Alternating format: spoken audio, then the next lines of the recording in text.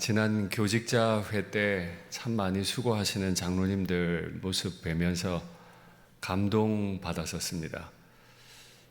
가정 일도 아닌데, 또 내 교회 일도 아닌데, 또 장로님들만 계신 것도 아닌데, 목사님들도 계시고 장로님들도 계시고 또 사모님, 권사님들도 계신데 몸을 많이 낮추시고 그 자리에서도 여전히 목사님들 또 권사님들을 섬기시는 장로님들 모습에 참 많이 감동을 받았습니다. 그렇구나. 주님의 몸된 교회와 주의 나라는 똑똑한 어떤 사람이 섬기는 게 아니고 몸을 낮추시고 섬기시는 분들이 있기 때문에 이렇게 가능한 것이구나 생각했는데, 우리 장로님들 와주셔서 너무 감사드리고 앞으로도 우리 일산교회 기억하시고 많이 기도해 주시기를 부탁드립니다. 아멘. 모든 만남에는 분명한 이유가 있을 겁니다. 그리고 그 만남은 하나님의 은혜 가운데 이루어지게 되는 것일 텐데, 그 만남이라는 것이 다 편안한 것만은 아닌 것 같습니다. 무한하신 하나님은 시간이나 공간을 필요로 하지 않으십니다. 그분은 시간과 공간에 매여서 제한되는 분이 아니시기 때문에 그렇습니다. 그러나 하나님을 제외한 모든 존재들은 시간에 매여서 살고 공간에 반드시 매여서 삽니다. 시간과 공간에 의해 제약된 그 사람들이 모여서 부부도 되고 또 동역자도 되겠지요. 매여서 사는 사람들이니까 분명히 그들은 부족함이 있을 겁니다. 그 부족한 사람들끼리 모여서 친밀하게 지내려 하면 할수록 그 부족함은 더 많이 드러날 수밖에 없겠지요. 비관적으로 말하면 그 부족한 사람들이 모이면 모일수록 아름다운 일은 점점 사라지고 슬픈 일만 더 많아질 가능성이 많습니다. 그러나 이 세상에서 딱 한 가지 만남은 전혀 그렇지 않은 만남이 있습니다. 그건 바로 부족한 사람들이 전혀 부족하지 않은 하나님을 만나는 경험을 하는 것입니다. 모든 것을 능히 품으실 수 있는 하나님을 한 사람이 만난다면 그 사람의 만남은 전혀 부족함이 없을 거예요. 그런 면에서 교회에서의 만남은 이 부족한 만남과 전혀 부족하지 않는 만남이 함께 만나는 자리입니다. 하나님 아버지를 만난 사람들이 여전히 부족한 사람들끼리 만나고 있기 때문에 그렇습니다. 그래서 하나님의 일을 한다고 할 때, 교회를 섬긴다고 할 때 우리는 꼭 조심해야 할 것이 있습니다. 부족하지 않으신 하나님을 만나지만 동시에 내가 부족하고 동시에 내 눈에 부족해 보이는 분들과 만나야 하기 때문에 반드시 살아가는 원칙들이 좀 필요할 것 같은데, 오늘 본문에서 그 세 가지 정도를 발견할 수 있을 것 같아요. 오늘 본문을 들어가기 전에 2절의 말씀에 보면 유오디아와 순두계라고 하는 두 여인의 이름이 기록되어 있습니다. 이 유오디아 순두계는 빌립보 교회의 중요한 여성 일꾼이었습니다. 그런데 이 일꾼들 가운데 다툼이 그만 일어나 버립니다. 교회 일 하다 보면 다툴 수 있습니까? 그러면 다툴 수 있다면 어느 선까지 허용이 되겠습니까? 마음이 상해서 안 보기로 한다면 한두 주 안 보면 되겠습니까? 한두 주는 너무 비현실적이고 한 달 정도 안 봐도 되겠습니까? 교회에서 다투면 소리를 질러도 되겠습니까? 소리를 지른다고 할 때 그 데시벨은 어느 정도면 되겠습니까? 참 복잡한 얘기입니다. 허용되지 않습니다.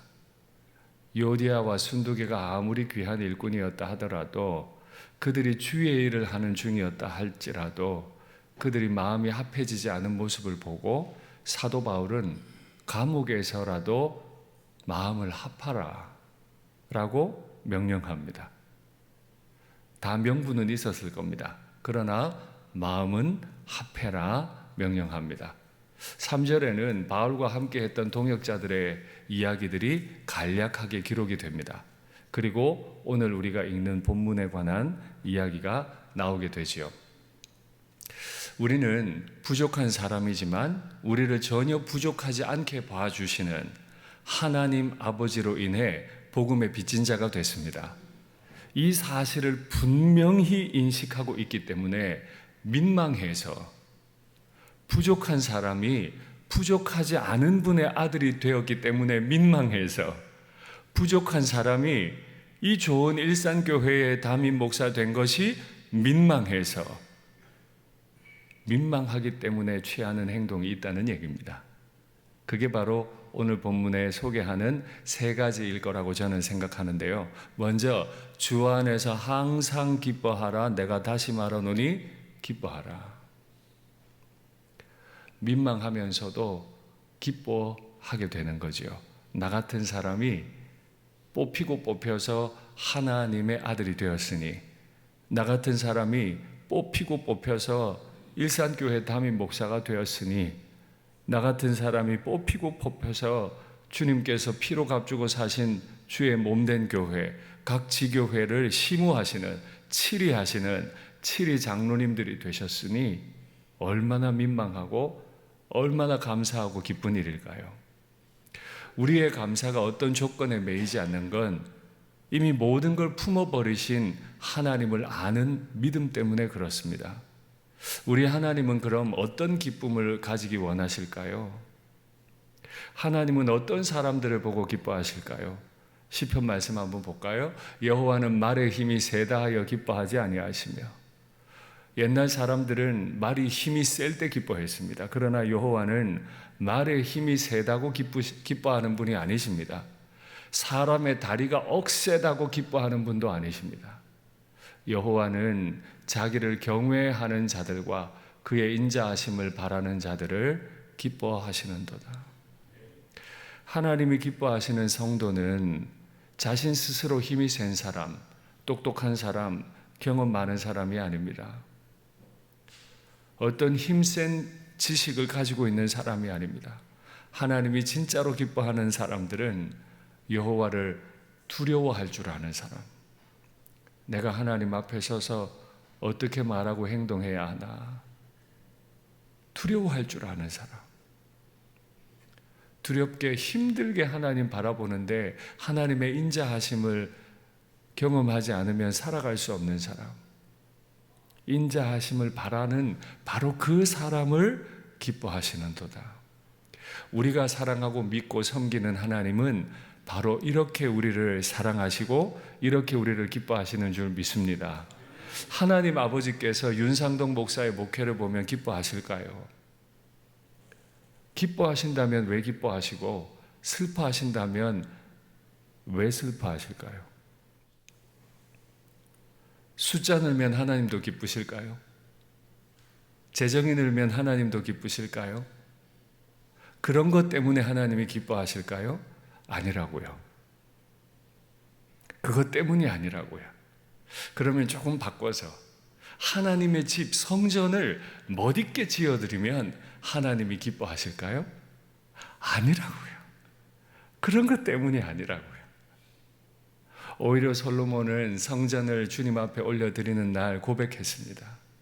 하늘들의 하늘도 감당할 수 없는 하나님이시겠는데 내가 손으로 지은 이 집에 거하시겠습니까?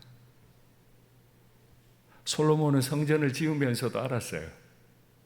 자신이 지은 성전에 하나님이 거하시지 않는다. 이 성전은 하나님 때문에 필요한 게 아니고 하나님을 사랑하는 우리가 예배 드리기 위해 필요한 것이다. 우리가 성전을 잘 지어 올린다고 하나님이 기뻐하시지도 않으세요. 시편 말씀에 따르면 우리가 하나님을 감동시키고 우리가 하나님을 기쁘시게 해드릴 수 있는 방법은 하나님을 두려워하는 것, 하나님의 인자하심을 오늘도 바라고 내일도 바라고 하나님만 자꾸 바라보는, 마치 새끼 새가 먹이를 물고 오는 어미 새를 바라보고 있듯 그렇게 하나님만 잘 바라보는 담임 목사를, 그렇게 하나님만 잘 바라보시는 시무 장로님들을, 우리 장로님들을 하나님이 기뻐하시는 줄 믿습니다. 그런 조건 없이 부족하기 짝이 없는 사람들을 기뻐해 주시는 하나님을 많이 바라보는 사람들에게 한 가지 기쁨의 특징이 나타나요. 이 하나님을 모르는 사람들이 볼 때는 전혀 기뻐할 수 없는 상황인데, 하나님만 쳐다보고 있는 사람들이 하나님 마음을 알기 때문에 세상이 알지 못하는 기쁨을 가지거든요. 사도들이 바로 그런 기쁨을 가졌습니다. 한번 확인할까요? 사도들은 그 이름을 위하여 능욕받는 일에 합당한 자로 여기심을 기뻐하면서 공회 앞을 떠났다. 능욕받는데 기쁠 사람 어디 있어요? 능욕인데요. 능욕을 기뻐하는 사람이 있습니까? 능욕을 기뻐했다고 기록하지 않습니다. 능욕을 받기에 합당한 자로 여김받음을 기뻐했다. 나 같은 인생도 주의 이름을 위해 능욕받을 수 있는 자로 선택해 주시다니, 그 하나님 때문에 능욕 중에도 기뻐할 수 있었습니다.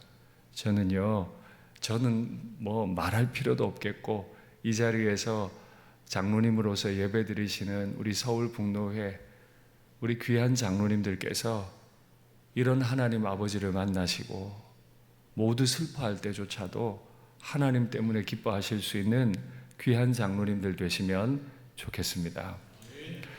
복음의 빚진 자가 보여주는 두 번째 행동이 있죠. 모든 사람에게 너희 관용을 알게 하라. 주께서 가까우시니라. 관용입니다. 관용하십니까? 부족한 사람들끼리 모여서 삽니다. 내 눈에 부족해 보이는 사람도 많습니다. 그러니 꼭 필요한 건 관용입니다.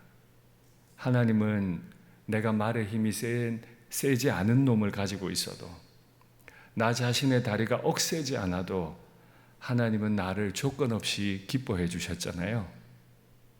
그게 관용이죠. 관용받아 우리는 성도가 되었고 하나님 나라 백성이 되었고, 관용을 받아 우리는 직분자가 됐습니다. 그러니 직분자가 반드시 가져야 할 태도와 행동은 관용하는 것입니다. 그런데 이 관용을 누구에게 알리래요? 모든 사람들에게요. 나하고 좀 친한 사람들에게는 눈 감아주고, 나하고 안 친한 사람들에게는 막 찾아내려고 하고, 그러면 안 된다. 관용은 모든 사람들에게. 2절로 다시 돌아가 볼까요? 유오디아와 순두개가 교회 일을 하다가 다투었습니다. 마음이 갈라졌습니다. 사도는 2절 앞에서 이 사람을 언급하고 오늘 3가지 행동을 기록하고 있기 때문에 분명 유오디아와 순두개를 염두에 두었을 겁니다. 그들에게 지금 필요한 건 무엇입니까? 똑똑한 어떤 제3 대안을 마련해 가지고 오는 게 아닐 겁니다. 마음을 합하기 위해 그들이 해야 할 건 관용하는 것입니다. 관용을 어느 정도로 하래요? 주께서 가까우시니라. 주님이 곧 오세요. 오늘 오실지도 몰라요. 그걸 아는 마음으로 관용하라. 주님이 곧 오셔서 나의 무엇에 대해 심판하실까요? 보자, 윤상덕 목사 너 한번 보자. 너 시무할 때 너희 교인 몇 명 늘렸어? 예산 얼마 늘렸어? 예배당 하나 짓긴 했어? 주께서 가까이 오셔서 나에게 그것 가지고 심판하시겠습니까? 저는 아니라고 생각합니다. 주님은 무엇으로 우리를 심판하실까요? 너 관용했니? 관용했어? 바로 이 문제가 아닐까요? 부족한 사람이 내 눈에 부족해 보이는 사람과 만나 부족한 관계를 이루고 있는데 무엇을 하나님이 바라실까요? 관용이죠.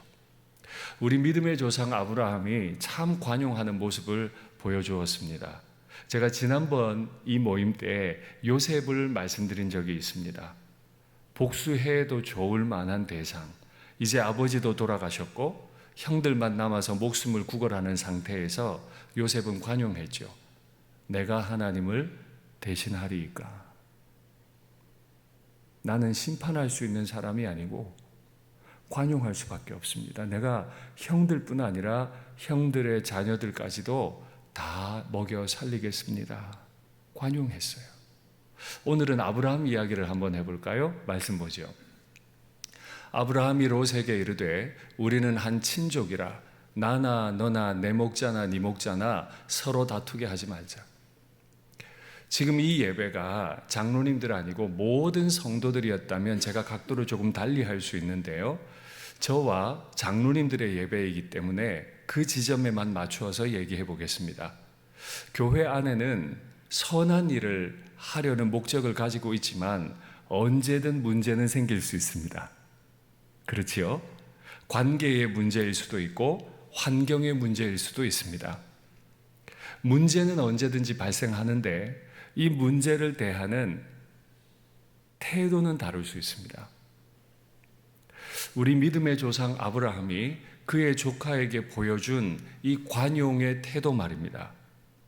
이것이 그를 어른으로 만들었습니다. 감히 외람되게 여쭙습니다. 우리 장로님들께서는 교회 안에서 어른이십니까? 어른이십니까? 어른의 특징은 뭐죠? 이제 곧 명절인데요. 멀리서 자녀들이 옵니다. 멀리서 며느리가 왔어요. 어떻게 할까요? 댁에 계신 권사님들 어떻게 하시죠? 며느리가 몇 시에 일어나나 보자. 나보다 빨리 일어나나 안 일어나나 보자. 권사님들 그러세요? 아니면 애기야 너 멀리서 오느라고 애썼다. 아침에 일찍 안 일어나도 돼. 내가 다 해놨어. 푹 자. 제가 아는 우리 권사님들은 다 그렇게 하실 것 같은데 그렇지요? 아니에요? 저희 부모님 보면 늘 그러시던데 다 준비해놨으니까 아침에 일어날 거 없어. 근데 사실 준비 안 돼 있고요. 어머니가 일어나서 새벽부터 준비하시던데 한번 보자. 잘하나 못하나 보자. 그건 어른이 아니죠. 어른은 약한 자가 얼마나 약한지 알고 문제적 상황을 알아요. 그런데 문제적 상황을 해결하는 방법을 아는 분들이 어른인 거죠. 문제를 더 일으키는 분이 아니고 문제를 해결하는 방법을 알아요. 나와 너는 한 집안이 아니냐. 자꾸 목자들이 다투는데 그냥 둘 수는 없겠다. 문제를 한번 해결을 해보자. 이게 어른이라. 그런데 문제를 해결하는 방식도 어른다워야 하죠. 관용이 있어야 합니다. 어떻게 해결했죠? 말씀 보죠. 네 앞에 온 땅이 있지 아니하냐. 나를 떠나가라. 네가 좌하면 나는 우하고 네가 우하면 나는 좌하리라. 반대로 거꾸로 행동한다는 말이 아니잖아요. 선택권을, 기회를 조카에게 먼저 내주는 거잖아요. 저희 집엔 딸이 셋 있거든요. 키가 다 엄마만하고 엄마보다 큽니다. 치킨을 시켜도 저희 집은 한 마리 시키면 모자라고 두 마리 시키면 한 마리 시키면 턱없이 모자라고 두 마리 시키면 약간 모자랍니다. 치킨이 배달이 되면 큰 놈이 늘 하는 일이 있습니다. 접시를 5개 가지고 와서 다 나눕니다. 초미에 관심이 있습니다. 다리를 누가 먹을 것인가? 다리는 총 4개인데 식구는 5명입니다. 누가 먹으면 안 됩니까? 누가 먹으면 안 됩니까? 나이 따라 막내. 니는 아직 인생에 먹을 시간이 많단다. 양보해라. 아빠는 얼마 안 남았다.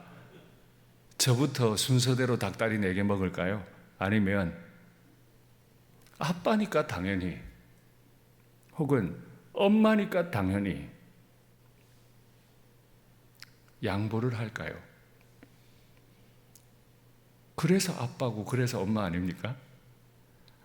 아빠 좀 드시게 해. 왜 맨날 너희들만 가져가? 엄마는 그렇게 말해주고 아빠는 하루 종일 엄마 집에서 뒤치다꺼리 하는데 엄마 다리 좀 들여. 이렇게 아빠는 하고 아이들은 당연히 그런 줄 알고 아빠 그릇에 닭다리가 올라옵니다. 엄마 그릇에 닭다리가 올라와요. 그러면 아빠 엄마가 너그럽게 나는 퍽퍽살 좋아해. 다리와 퍽퍽살을 바꾸어 놓는 게 어른 아닙니까? 맞습니까? 제가 이해하고 있는 어른은 그렇습니다. 장로님이라는 이름은 그의 연배와 경험을 존중한 이름입니다. 그의 직무를 설명할 때는 감독이라고 설명합니다. 우리 모두는 칠위 장로로서 칠위를 하는 분들이시죠. 칠위를 하는 분들이시지만 동시에 어른이십니다. 외람되지만 목사가 한 가지 좀 부탁을 드리려고 합니다. 교회에서 진짜 어른이 되어 주십시오. 진짜 어른이 되어 주십시오.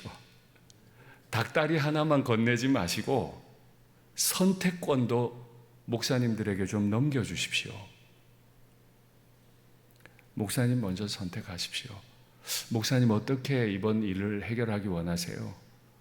목사님은 이 목회를 어떻게 이끌기 원하시고 이번 사역 어떻게 하기 원하세요? 목사님 말씀 주시면 저희가 그 일에 협력하겠습니다. 목사님 한번 봅시다. 어른 아니에요.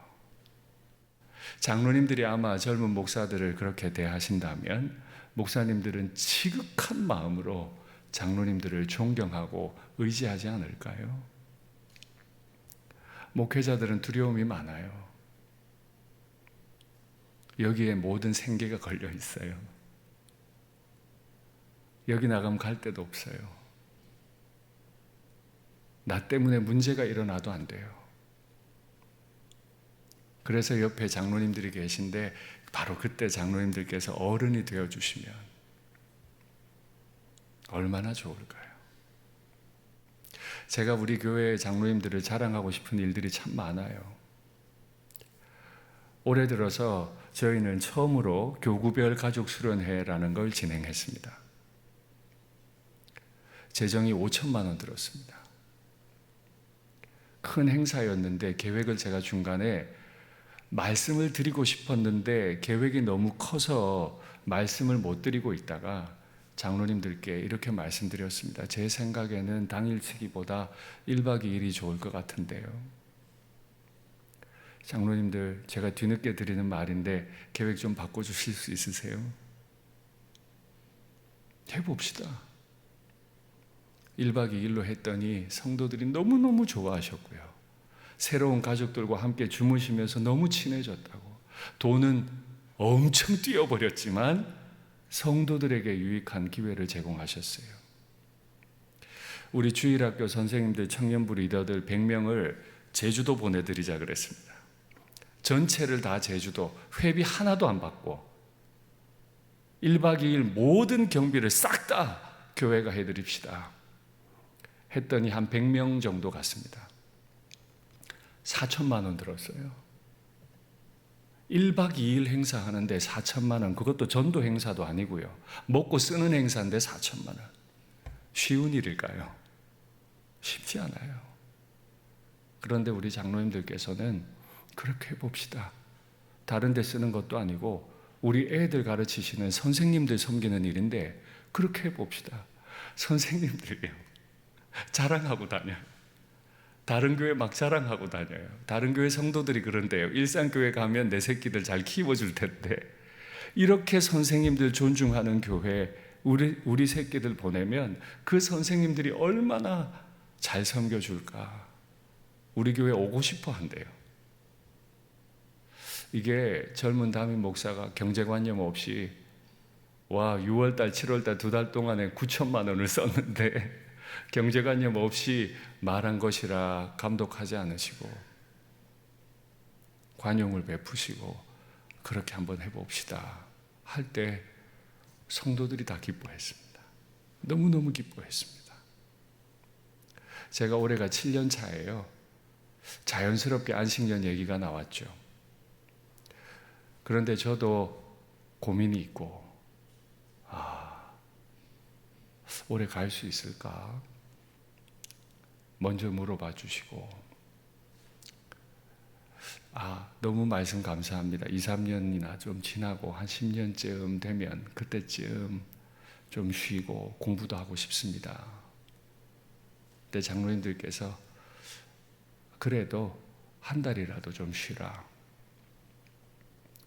제가 교회 재정 일체 손대지 않겠다 했는데도 그 한 달 쉬는 동안 경비까지 다 챙겨주시겠다고 당회에서 결의를 해주셨어요.